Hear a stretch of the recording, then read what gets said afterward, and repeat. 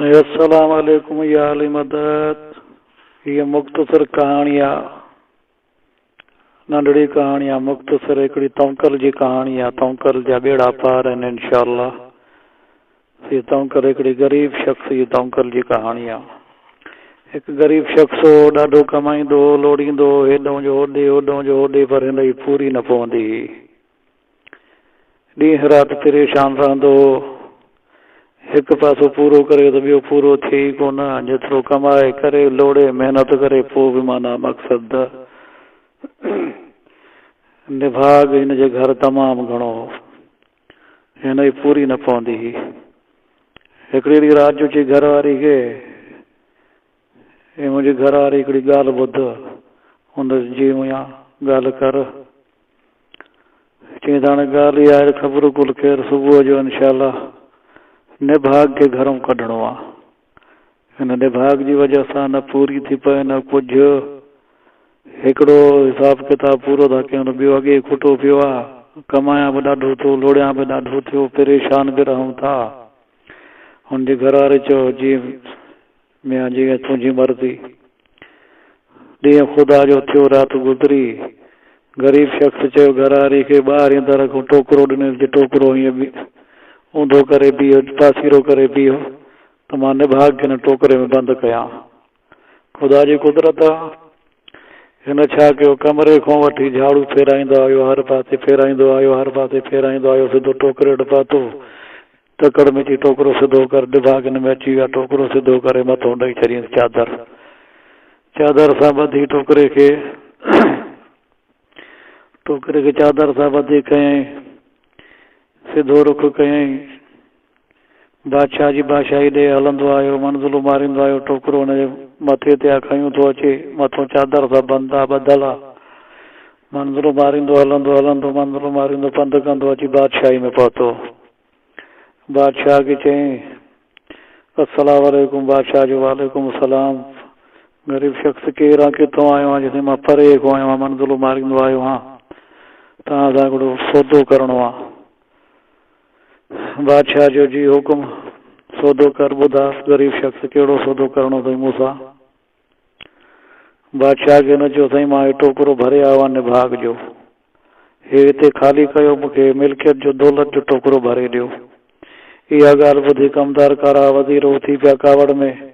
बादशाह उन्हनि खे मना कयो, तव्हां चुप करे वेही रहो। ग़रीब शख़्स खे चई छा हिन में निभाग आहे? चई हा साईं हिन में निभाग आहे। मां हे निभाग खणी आयो आहियां, तव्हां हे मूंखे निभाग जे लाइ टोकरो ख़ाली करे वरी मूंखे टोकरो दौलत जो भरे ॾियो।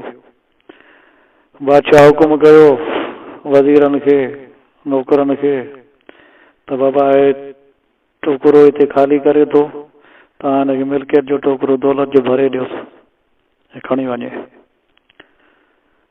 हिनखे टोकरो मिल्कियत जो भरे ॾिनो। हे मथां चादर ॾेई ॿधी वरी थागो खणी मथे ते रवानो थियो। जेॾो होॾे वेंदो रहियो। बादशाह जी मानी जो टाइम थी वियो। बादशाह हवेली तरफ़ वियो अंदरि।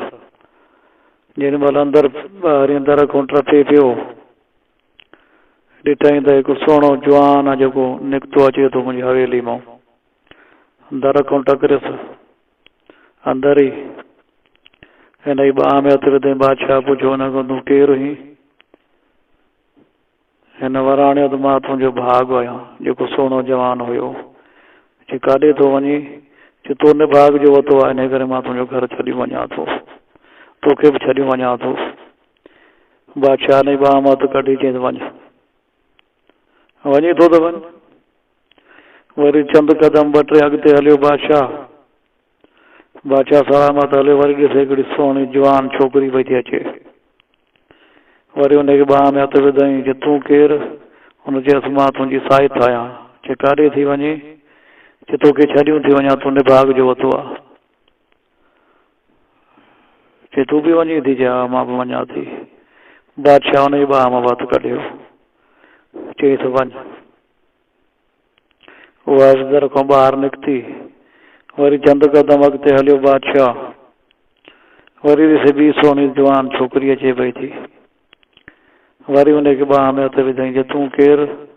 हुन जे मां तुंहिंजी तौंकल आहियां जे काॾे थी वञी चयो मां वञा थी छो जो तो निभाग जो वरितो आहे त मां वञा थी बादशाह जो त तोखे थोरी छॾींदुमि तूं त मुंहिंजी तौंकल ई तूं त मूं सौदो कयो आहे भाग ॾेई निभाग वरितुमि मिल्कियत ॾेई निभाग वरितुमि तूं त मूं सौदो कयो आहे तौंकल करे तोखां हथु न कढंदुमि भाग ऐं साहित दर ते बीठा हे अंदरि हिनखे पकड़ियूं बीठो आहे तूं तौंकल जो आख़िर छा थिया मसइलो हल कीअं थिए मसइलो चई हल ईअं थींदो मां तोते तौंकल करे मूं सौदो कयो आहे हाणे तव्हां जो टे भाग आहे साहित आहे तौंकल ई तव्हां टे निभाग आहे हिकिड़ो तव्हां मुड़सी करे हुनखे भॼायो